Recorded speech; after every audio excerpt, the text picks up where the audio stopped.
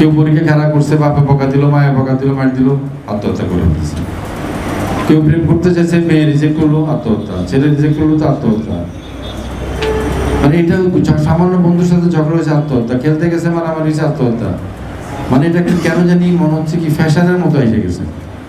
কিন্তু এবং এদের অধিকাংশ হচ্ছে মানে যুবক যুবতী, কিশোর, তরুণ, এরকম বিবাহিত একজন দুজন আছে। ওটা নিয়ে কথা হচ্ছিল। এই কথাগুলো আপনি যে উঠান বৈঠকে যাবেন, এই জিনিসগুলো আপনারা কিন্তু বলতে পারবেন মানুষকে। সেটা হচ্ছে এই বাচ্চাদের সাথে বাবা মায়ের দূরত্বটা কমাতে হবে, এটা বন্ধুর মতো অবস্থানে নিয়ে আসতে হবে।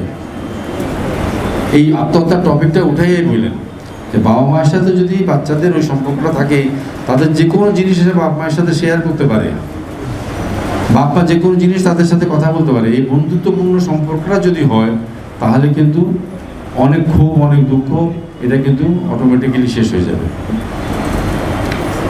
কেউ পরীক্ষা খারাপ করছে, বাপে বকা দিল, মায়ে বকা দিল, মার দিল, আত্মহত্যা করে ফেলছে। কেউ প্রেম করতে চাইছে, মেয়ে রিজেক্ট করলো, আত্মহত্যা। ছেলে রিজেক্ট করলো তো আত্মহত্যা। মানে এটা সামান্য বন্ধুর সাথে ঝগড়া হয়েছে, আত্মহত্যা। খেলতে গেছে, মারামারি হয়েছে, আত্মহত্যা। মানে এটা কেন জানি মনে হচ্ছে কি ফ্যাশনের মতো এসে গেছে।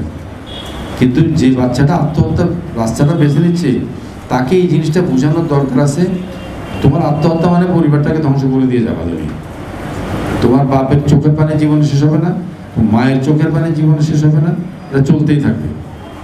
এবং মুসলমান হিসেবে বিশ্বাস করি যে আত্মহত্যা যে লোকটা করবে, যে বাচ্চাটা করবে, সেই দুর্যোগে ছাড়া কোথাও যাবে না।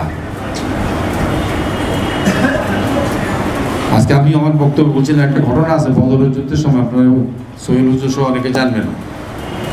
313 জন যোদ্ধা নিয়ে আল্লাহ রাসূল যুদ্ধ করতে গেছিলেন, তাই না?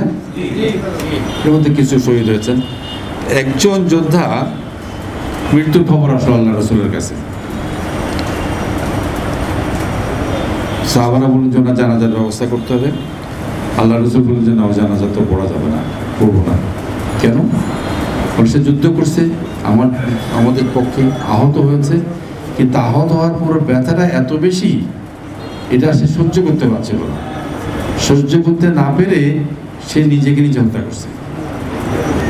এরকম একজন সাহাবা যে যুদ্ধ করছেন বদরের যুদ্ধ, কিন্তু শেষ মুহূর্তে যন্ত্রণায় অস্থির হয়ে নিজে নিয়ে নিয়েছেন, তো সেটা আত্মহত্যা হিসেবে গণ্য করা হলো। এবং আল্লাহ রাসূল সেই ওর জানাজা পড়তে অস্বীকৃতি জানালেন। তার মানে কত গর্হিত একটা অপরাধ এই আত্মহত্যা করাটা। তো ধর্মীয় পয়েন্ট থেকে বলেন, সাইকোলজিক্যাল পয়েন্ট থেকে বলেন, এই জিনিসগুলা একটু মানে সমাজে প্রচার করার দরকার আছে। এই কথাটা যখন আপনি একটা উঠান বৈঠকে, একটা দুইটা তিনটা পাঁচটা উঠান বৈঠকে বলবেন, তো লোক তো বলে যারা মুরব্বিতে আছে, ভালো ভালো কথা না বলবেন না। এবং সেটাতে কিন্তু ফ্যামিলিগুলো উপকার হবে, বাচ্চাদের উপকার হবে। তো আমি যেহেতু আজান হয়ে গেছে, কথা বেশি আর লম্বা করবো না, ইনশাল্লাহ আর আমি হয়তো সুযোগ পাবো। তবে প্রথম কথা হচ্ছে কমিটি নিয়ে যার যে ক্ষোভ আছে